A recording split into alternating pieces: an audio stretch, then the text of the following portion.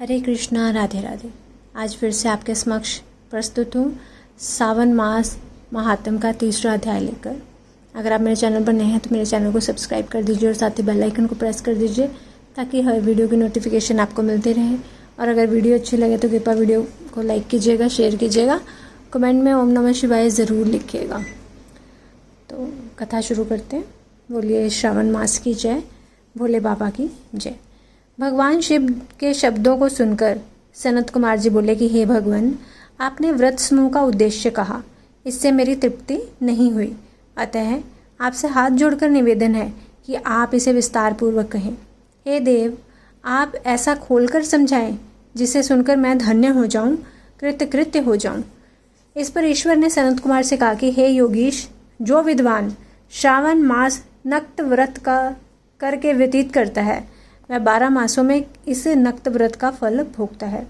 दिवस की समाप्ति के 3 घड़ी पूर्व रात्रि भोजन नक्त व्रत के नाम से जाना जाता है।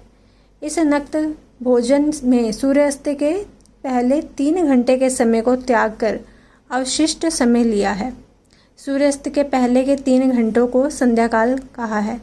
आहार, मैथुन, निद्रा तथा स्वाध्याय, इन चारों कार्यों को सायंकाल में बिल्कुल नहीं करना चाहिए। अब मैं गृहस्थ एवं सन्यासी के भेद से 2 प्रकार के नक्त भोजन की अवस्था आपसे कहता हूँ, ध्यानपूर्वक सुनिए। जब सूर्य नारायण के मंद हो जाने पर अपने शरीर की छाया दुगनी हो जाए, उस समय सन्यासी के लिए नक्त भोजन व्रत कहा गया है। शास्त्रों में गृहस्थी के लिए नक्षत्र उदय होने पर रात में किए जाने वाले भोजन को नक्त भोजन व्रत बतलाया है। यह तो रहा गृहस्थियों के लिए। अब शास्त्रों ने जो कुछ सन्यासियों के लिए कहा है उसकी अवस्था मुझसे सुनो।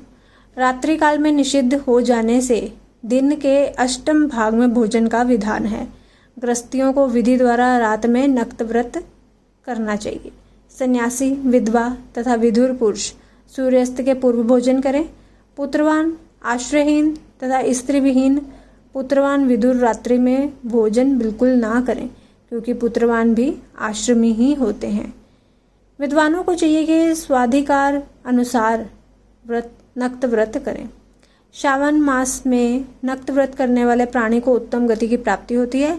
श्रावण मास के आ जाने पर पहले प्रतिपदा तिथि में प्रातःकाल यह संकल्प करना चाहिए, मैं श्रावण मास में 1 मास तक ब्रह्मचार्य व्रत धारण करके प्रतिदिन प्रातःकाल स्नान करूंगा, नक्त व्रत, रात्रि शयन तथा प्राणियों के साथ दया का व्यवहार करूंगा।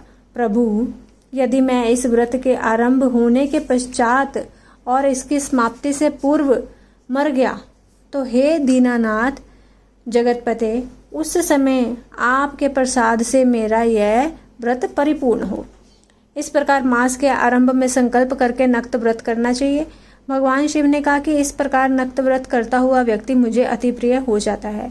अति रुद्र से ब्राह्मण द्वारा या स्वयं रुद्र का 1 मास तक जो अभिषेक करता है, हे ब्राह्मण, उस पर मैं अत्यधिक प्रसन्न होता हूँ, क्योंकि जैसा कि आप जानते ही हैं मुझे जलधारा अति प्रिय है। या रुद्र का हवन करें, क्योंकि वह मुझे में प्रीति वाला है। इस मास में जो प्राणी अधिक स्वादिष्ट भोजन या उपयोग की जो वस्तु हो उसे संकल्प द्वारा ब्राह्मण को देकर उसका त्याग करे, वह मुझे बहुत प्रिय है। हे ऋषिराज, अब मैं तुमसे उत्तम लक्ष्य पूजा की विधि कहता हूँ, सुनो। लक्ष्मी की प्राप्ति की इच्छा रखने वाले मनुष्यों को बिल्व पत्रों से, शांति की कामना रखने वालों को दूर्वाओं से तथा लंबी आयु की इच्छा रखने वाले प्राणी को चंपा पुष्पों से भगवान श्रीहरि की पूजा करनी चाहिए। जो प्राणी विद्या प्राप्ति की इच्छा रखता हो उसे मल्लिका तथा चमेली के पुष्पों से अर्चन करना चाहिए। तुलसी दलों से भगवान शंकर की और भगवान श्री हरि विष्णु प्रसन्न होते हैं। जिस मनुष्य को पुत्र प्राप्ति की इच्छा हो उसे कटेरी के पुष्पों से पूजन करना चाहिए। दूसवपन जिसे दिखाई देते हो उसे उसके नाश के लिए उत्तम धान्य से अर्चन करना चाहिए। देव के सामने रंग बल्ली, पद्म, स्वास्तिक और चक्र आदि बनाकर विभु का अर्चन करें। मनुष्य को संपूर्ण कामनाओं की सिद्धि के लिए सब पुष्पों से अर्चन करना चाहिए। यदि प्राणी लक्ष्मी पूजा करता है तो भगवान शंकर प्रसन्न हो जाते हैं। अंत में उद्यापन करना चाहिए। मंडप बनवाकर उसके तीसरे भाग में वेदी बनानी चाहिए। पुण्यवाहचन करके आचार्य का वरण करना चाहिए। मंडप में प्रविष्ट होकर रात्रि में भजन कीर्तन करना चाहिए तथा वेद पाठ से करके जागरण करना चाहिए। वेदी पर उत्तम लिंग तो भद्र बनाकर उसके मध्य में चावलों से सुंदर कैलाश बनाना चाहिए। उस वेदी में यथास्थान खूब चमकीला तांबे का कलश स्थापन करना चाहिए। उसमें पंच पल्लव तथा सूक्ष्म वस्त्र रखना चाहिए। उसमें उमापति भगवान शंकर जी की सोने की मूर्ति को पंचामृत में स्नान करवाकर स्थापित करके अर्चन करें। नैवेद्य युक्त धूप दीप गीत वाद कृत नृत्य तथा वेद शास्त्र पुराण द्वारा रात में जागरण और प्रातःकाल स्नान करना चाहिए। पवित्र शास्त्रोक्त विधान से वेदी बनानी चाहिए। तिल घृत पायस मूल मंत्र गायत्री शिव सहस्त्र नाम से हवन करना चाहिए। शर्करा एवं घृत युक्त चावल से हवन करना चाहिए। फिर हवन कर पूर्ण आहुति कर देनी चाहिए। प्रातः वस्त्र अलंकार भूषण से आचार्य का अर्चन करना चाहिए। ब्राह्मणों का पूजन करके उनको प्रदक्षिणा देनी चाहिए। जिन मंत्रों से पार्वती की लक्ष्य पूजा की हो अब उस चीज का दान करना चाहिए। सोने की मूर्ति बनवाकर भगवान श्री शंकर जी को अर्पण करनी चाहिए। यदि 1 मास तक दीप जलाया हो तो उसे दान में दे देना चाहिए। संपूर्ण इच्छों की पूर्ति के लिए सोने की बाती चांदी का दीप बनवाकर गोघृत से संयुक्त करना चाहिए। देवता से क्षमा प्रार्थना करने के बाद 100 ब्राह्मणों को भोजन कराना चाहिए। हे मुनि श्रेष्ठ, इस प्रकार जो मेरा पूजन करता है उस पर मैं अति प्रसन्न होता हूँ।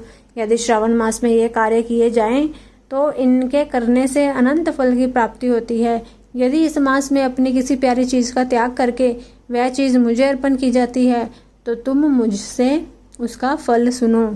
इहलोक अथवा परलोक में यह वस्तु लाख गुना अधिक प्राप्त होती है। फल की इच्छा त्याग करने पर यह फल होता है। निष्काम करने पर उत्तम गति की प्राप्ति होती है। जो मेरा भक्त रुद्री पाठ करता है वह प्रति अक्षर करोड़ वर्ष तक रुद्र लोक में जाकर निवास करता है। पंचामृत से अभिषेक करने से मोक्ष प्राप्त होता है। अब श्रावण मास में भूमि पर सोने वाले को क्या फल मिलता है वह भी सुनो। हे योगीश, मूंगे या हाथी दांत से बनी हुई या चंदन की बनी हुई नवरत्न से जड़ी हुई मृदु गरुड़ चिन्ह से संपन्न कपड़े वाली रुई से भरी हुई गदा युक्त रमणीक झालरदार तकियों से संपन्न शैया उसको प्राप्त होती है। वह शैया उसे सुंदर स्त्री अन्न रत्नों से विभूषित मिलती है। इस श्रावण मास में जो ब्रह्मचर्य से रहता है उसका वीर्य अत्यधिक पुष्ट होता है। तेजस्विता बल शरीर दृढ़ता और धर्म कार्य में तमाम उपकारी वस्तुएं उसको सहज ही प्राप्त हो जाती हैं। उसे ब्रह्म की प्राप्ति हो जाती है। यही नहीं, निष्काम पूजन करने वाले को स्वर्ग में अप्सरा की प्राप्ति होती है। और जो इस मास में मौन व्रत धारण करता है वह श्रेष्ठ वक्ता हो जाता है। मौन व्रत दिन को हो चाहे रात का हो या भोजन के समय का ही हो, मौन व्रत में यदि प्राणी घंटा तथा पुस्तकें दान करे तो उसको सब शास्त्रों की जानकारी अपने आप प्राप्त हो जाती है। वह मौन व्रत के प्रभाव से बृहस्पति के तुल्य बुद्धि वाला हो जाता है। मौन व्रत वाले का किसी से झगड़ा बिल्कुल नहीं हो पाता है। बोलिए श्रावण मास की जय, भोले बाबा की जय। मिलती हूँ अपनी अगली वीडियो के साथ, चौथे अध्याय के साथ। तब तक के लिए सभी को हरे कृष्णा, राधे राधे।